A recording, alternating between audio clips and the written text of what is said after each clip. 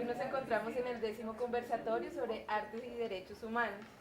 Este es el conversatorio final con el que cerraremos un ciclo de reflexiones muy importantes que hemos tenido este año, y estas conversaciones y reflexiones se han vuelto en nuestro ciclo preparatorio para construir el primer seminario interamericano de arte y derechos humanos que esperamos hacer en el 2014, a mediados del año 2014. La idea de este seminario internacional es mirar los principios sobre el arte como un medio de reparación de las víctimas de violaciones de los derechos humanos y de crímenes de lesa humanidad.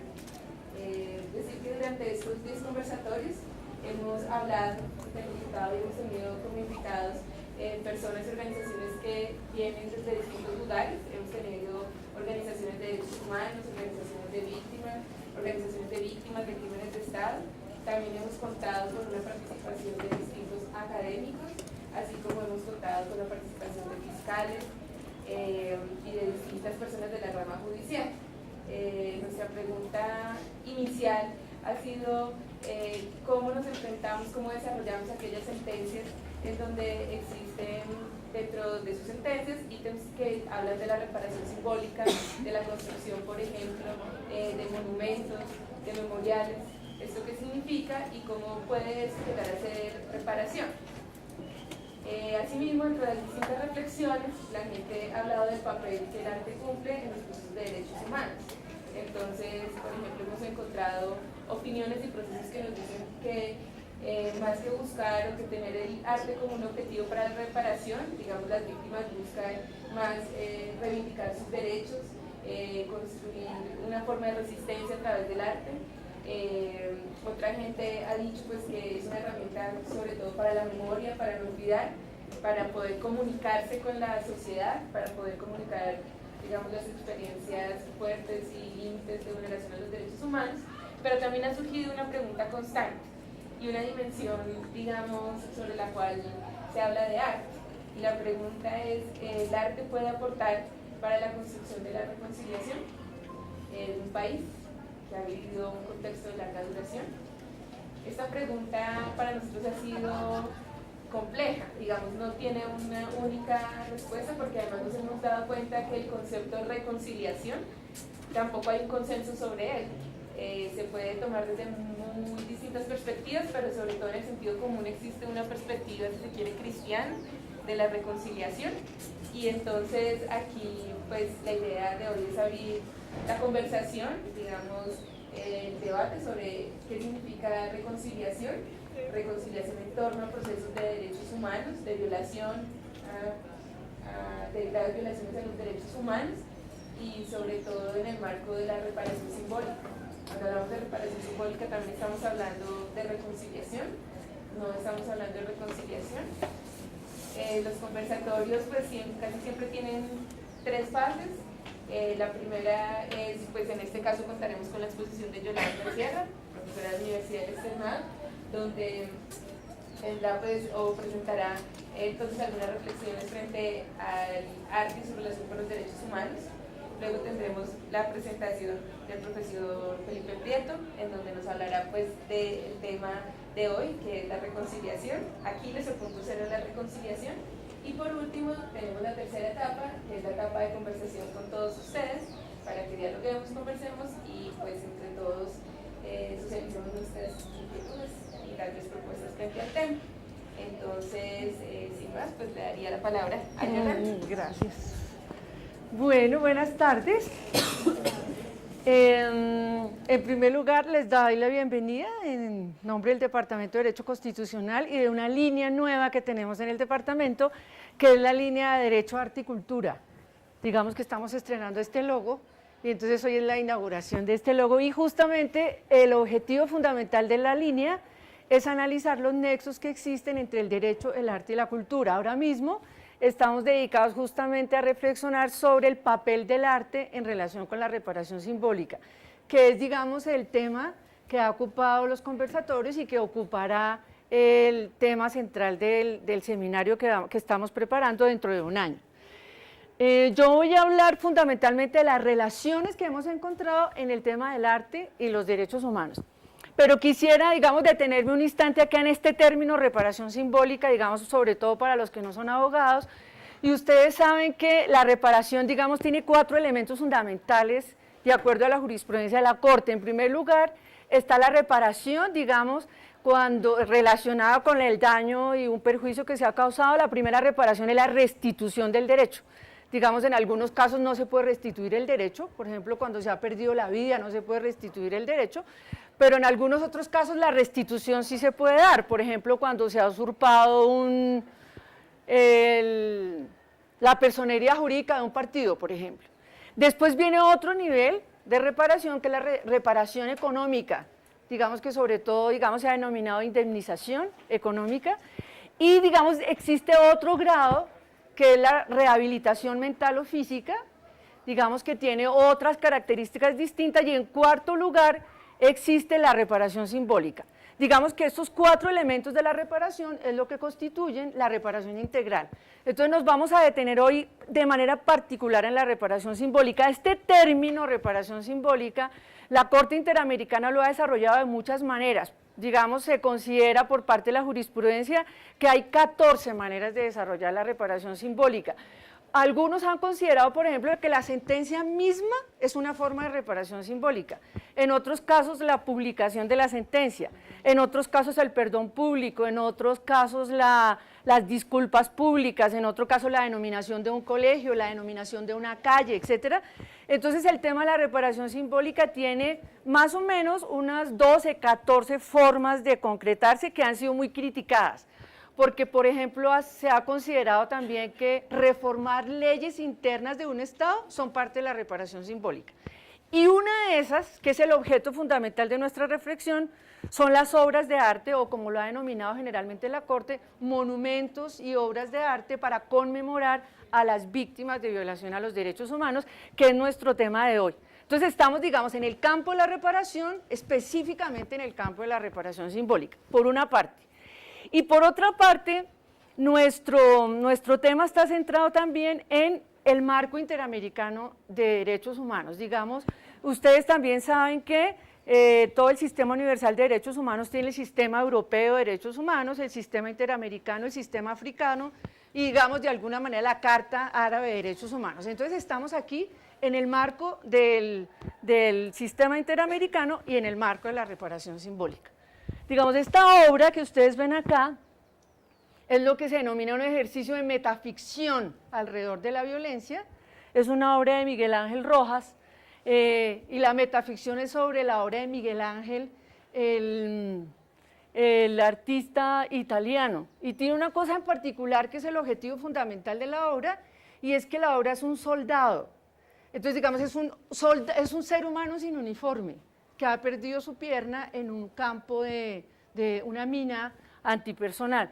Entonces, digamos, alrededor de esta obra hay muchas discusiones sobre, digamos, la apología de un grupo en particular o el dolor de un grupo en particular, pero fundamentalmente es un ejercicio de metaficción del dolor, digamos, del ser humano. Entonces, yo voy a hablar, digamos, de 7 temas rápidamente para poder darle la palabra al profesor Felipe Prieto. La primera es unas reflexiones sobre dónde hemos encontrado puntos de tensión entre el derecho y el arte. La denominé el campo algodonero porque es el tema que voy a mostrar para que ustedes vean cómo en un mismo proceso jurídico el desarrollo de las obras de arte es distinto. Digamos, una obra es la que ordena la Corte, otra la que hacen las víctimas y otra la que hacen los artistas. Entonces vamos a ver alrededor del mismo problema jurídico cómo son las obras de arte. Después, digamos, la conclusión hasta ahora más importante que hemos llegado en los conversatorios es que hay de manera fundamental 3 relaciones entre arte y derechos humanos, y se las vamos a presentar esta tarde. También una tipología que trajo precisamente Alejandra a los conversatorios, tipologías de arte y derechos humanos, las grandes categorías. También las premisas para una reparación simbólica que tendrían que tener en cuenta los operadores jurídicos para realmente garantizar una reparación simbólica a través de obras de arte, los problemas de la reparación simbólica ligados al tema, los riesgos del arte como medio de reparación simbólica, que los trajo justamente una juez de paz que participó en nuestros conversatorios, Uldi Jiménez, y ella me decía, tengo miedo, digamos, el arte puede ser neutral, el arte realmente sirve, el arte revictimiza, el arte es una apología del delito, entonces digamos los vamos a presentar. Y brevemente les voy a contar cuál es nuestro seminario interamericano que queremos hacer y nuestro proyecto de hacer la Declaración de Bogotá sobre principios del arte como un medio de reparar a las víctimas, que es lo que queremos que ustedes nos ayuden a hacer. Por eso es importante que antes de irse firmen, digamos, para poderlos incluir y para que ustedes puedan contribuir en la discusión colectiva de esa declaración que queremos hacer. Entonces, el primer tema que yo lo he denominado el campo algodonero contra México, este es uno de los procesos de violación a los derechos de las mujeres más grave, digamos, que ha habido en los últimos años, y México fue condenado precisamente por omisión, digamos, algunos consideran que son 3.500 muertas, se llaman las 3.500 muertas de Juárez, otros consideran que son 1.500, y México en el 2009 fue condenado por la Corte Interamericana, entre otros temas, a hacer una obra de arte para conmemorar a las víctimas de violación a los derechos humanos. México, para cumplir con esta obligación de esta reparación, mandó a hacer esta obra que ustedes ven acá. Esta obra fue contratada a una escultora chilena, la escultora Leighton, y digamos esta obra ha sido percibida como una obra de arte contemporáneo digna de un museo, una obra que... Sigan. Buenas tardes, sigan. Y entonces las víctimas han recibido esta obra como fría, como muy alta, como que no se parece a ninguna víctima y además está sola en medio de un campo algodonero, donde generalmente es visitada por mujeres muy pobres de Juárez. Y la obra fue implantada en medio, digamos, de ese campo. Las víctimas han hecho obras muy distintas a esa obra. Por ejemplo, hicieron esta, que se llama Las Cruces Rosadas, es un movimiento donde de cualquier material y en cualquier lugar y de cualquier manera se instalan unas cruces rosadas. Se pueden instalar en un metro, se pueden instalar en una plaza, se pueden instalar en un bus, se pueden instalar en este instante cualquier cruz rosada, puede ser dibujada, puede ser en un palito, puede ser con un metal muy sofisticado, etcétera, y este es el movimiento de mujeres de nunca más delitos contra las mujeres a partir de esa obra que se llama la obra de las cruces rosadas, y que acompaña ciertas, digamos, performances o actividades que ahora vemos en la tipología de obras de arte, digamos, ciertas actividades que hacen las víctimas donde instalan las cruces rosadas, una obra donde no se le da tanto prioridad al artista, ni a la técnica, ni al resultado, sino más bien al proceso, a la participación o, digamos, a la organización. La siguiente. Estas son otro tipo de obras alrededor de la misma sentencia del campo algodonero. Esta obra, que es un performance con zapatos rojos, que se hacen, digamos, acá está una instalación frente a un edificio público mexicano, que son zapatos rosados, que también es todo ese movimiento de las mujeres que se instalan en cualquier lugar, son zapatos usados, zapatos nuevos, zapatos de bebé, chancletas, zapatos elegantes, etcétera, de mujeres para protestar contra el feminicidio de Juárez. Aquí, digamos, son marcas que, como lo decía Alejandra, eran la teoría de Schelling de las marcas en un lugar para hacer, digamos, una huella y dejar una huella, y, digamos, las cruces rosadas se han convertido en un símbolo de lucha y de resistencia a los proyectos feministas en todo el planeta, digamos, la siguiente. Pero esta es otra manera también de asumir este caso. Estas, por ejemplo, esta es una obra de teatro que hicieron en Italia a propósito del mismo feminicidio, incluso la palabra feminicidio nació en este contexto, que es una obra de teatro que se llama Doni di Sabbia, que son las mujeres de arena, porque el campo algodonero justamente está como en un desierto y alrededor de la arena es donde, digamos, como se construye la obra. Pero también hay una película, pero también hay un libro, el libro de Roberto Bolaño, el 2666, que en una parte de ese libro se describe lo que pasó en esa zona de Juárez, que hay muchas teorías sobre eso, que a las mujeres las mataron para hacer investigaciones genéticas o también para hacer películas pornográficas, etcétera. Hay muchas teorías y mitos alrededor de eso.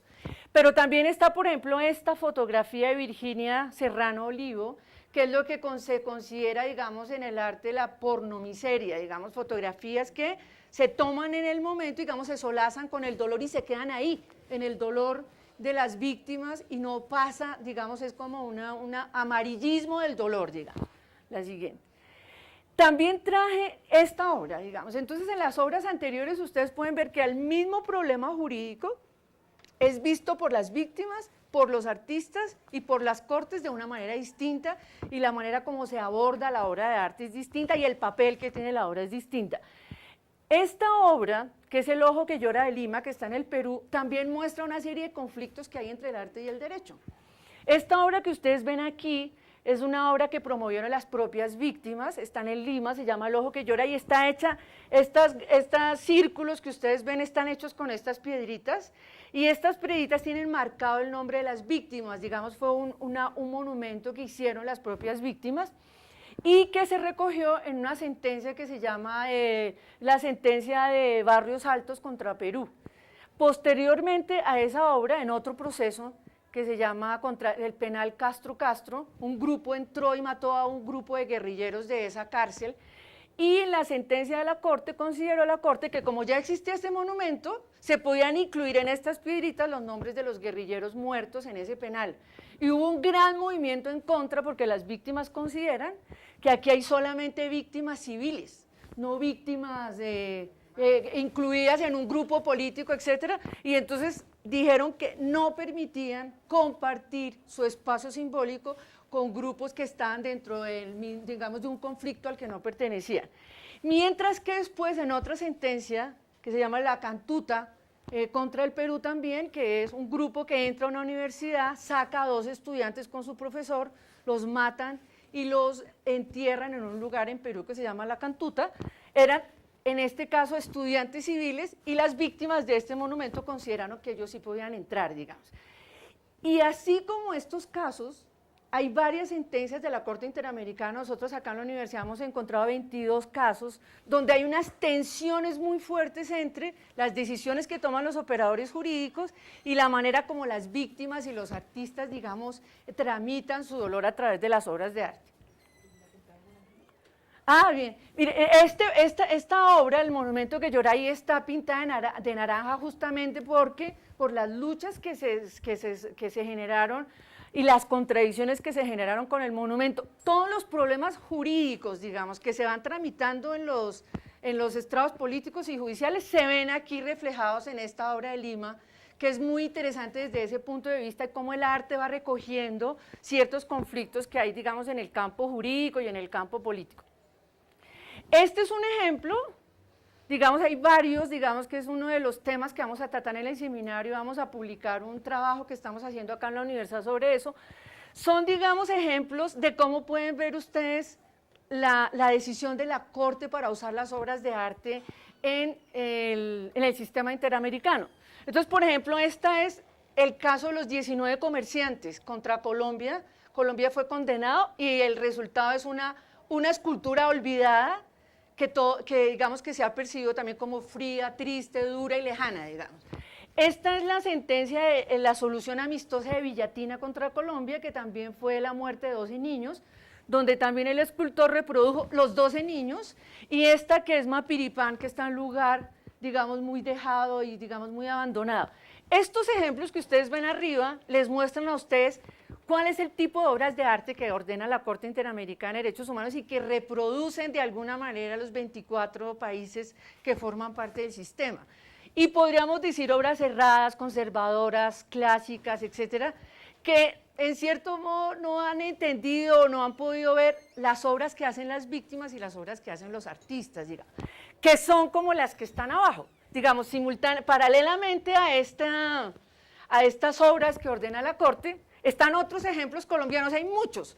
Yo solamente traje algunos que están muy cercanos a nosotros, por ejemplo, estas cartas de la memoria que ha promovido el movimiento de hijos e hijas de Bogotá, o también, por ejemplo, estos museos de la memoria, o por ejemplo este que es interesantísimo, que son las cantadoras de Bojayá. Digamos, los cantadores de Bojayá incorporan a sus cantos, digamos, un relato muy importante acerca de lo que han vivido las víctimas en el Chocó y en el Atrato, etcétera. Pero estos ejemplos hay muchos, pero lo que ustedes pueden ver aquí es que hay una disociación entre los operadores jurídicos, los artistas y las víctimas, que es el tema, digamos, que queremos estudiar nosotros aquí. La siguiente.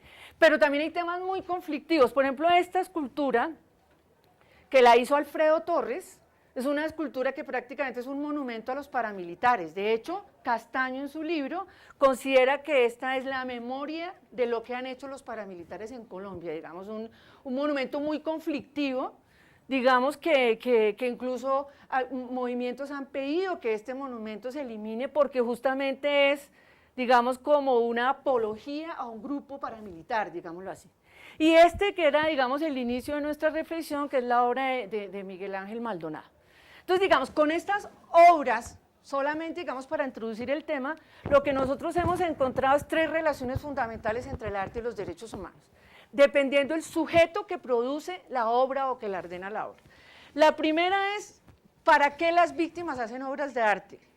El objetivo fundamental, digamos, de acuerdo a lo que nosotros hemos visto, es un instrumento de lucha, un instrumento de resistencia, un instrumento de memoria, de duelo, de organización. Desde cierto punto de vista, el arte para las víctimas permite nombrar lo innombrable, narrar lo que no se puede narrar. Digamos, cuando no se tiene abogado, se acude a una obra de arte. Cuando no se tiene espacio político, se acude a una obra de arte. Y en Colombia, digamos que nos ocuparemos de eso en otro momento, los casos de obras de arte como un objeto de resistencia en Colombia son muy importantes a lo largo de todo el país. Digamos que en Trujillo, en Guainía, en el Chocó, en Atrato, digamos, este tema es muy importante y por eso es el primer tema. Pero en segundo lugar está el tema del Estado. Digamos, el Estado ha utilizado las obras de arte también como un instrumento de reparación. Digamos, es el Estado el que en primer lugar debe reparar. Digamos, repara a quien causa un daño por acción o por omisión. Y desde ese punto de vista, aquí en este campo está relacionado con los objetivos fundamentales de la reparación simbólica, que son el derecho a la memoria, el derecho a la verdad, la garantía de satisfacción y la garantía de no repetición. Digamos que no nos vamos a extender aquí, pero esos son los elementos centrales de la reconciliación. Noten ustedes que aquí no está la reconciliación. Digamos, en las sentencias de la Corte no se habla de la reconciliación, digamos, no parece un tema jurídico. Pero la reconciliación es un tema político muy importante y es un tema social muy importante que es, digamos, la reflexión ahora del profesor Felipe. Entonces, digamos que el tema de la reconciliación genera mucha resistencia entre los grupos de víctimas, entonces hablamos, discutimos, conversamos, pero no perdonamos ni tampoco reconciliamos. Ahora reflexionamos sobre eso. Y hay un tercer tema que son los artistas. Digamos, se habla mucho y existen varias investigaciones sobre el papel de los artistas y qué hacen los artistas, algunos muy criticados porque viven del dolor ajeno, digamos, o porque hacen apología o porque ganan mucha plata con sus obras a propósito del dolor, etcétera. Y también hay otras obras, digamos, que circulan como un espacio muy estético. En Colombia, por ejemplo, se estudia mucho la obra de Morelos, de Daisy Morelos, la obra de Doris Salcedo, la obra de Obregón inclusive, y digamos que están en un circuito distinto, pero no se pueden confundir con esos otros circuitos. Digamos, las artistas hacen su propia, digamos, manifestación de su propio duelo, es una especie de duelo colectivo, de manifestación estética, de pedagogía social, de catarsis, o lo que, por ejemplo, Krauss, ¿cómo se llama? Geraldine Krauss, la que creó ese término, es la indexación de la realidad, son las obras de arte que parten de la realidad. Digamos que se puede hacer en literatura, en cine, etcétera, es una lectura estética de la realidad. Entonces, digamos, hemos encontrado 3 tipos de relaciones. Nosotros acá en la universidad, por ejemplo, estamos estudiando el papel del cine en la formación de derechos humanos, que estaría en este campo, pero es distinto si estudiamos, por ejemplo, los tejidos de Mampuján, que lo hacen las víctimas, o las obras que hacen en Trujillo, o los cantadores de Chocó, están en este campo. Y otro tema distinto es ya cómo el arte es usado por el Estado, sea a través de sus operadores judiciales, o sea a través de sus entidades públicas, etc. Entonces, retomando las tipologías que nos propuso Alejandra en su conversación, las de Schindel, entonces, digamos, hay 4 grandes tipologías de arte y derechos humanos.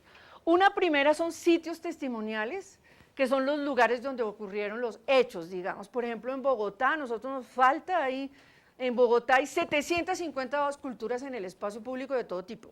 Hay unas 18 relacionadas con políticos muertos como Gaitán, como Galán, como Jaime Garzón, etc. Pero hay otros lugares que no vemos, donde mataron estudiantes, donde mataron sindicalistas, que no los vemos y es importante, digamos, visibilizarlos, los sitios testimoniales.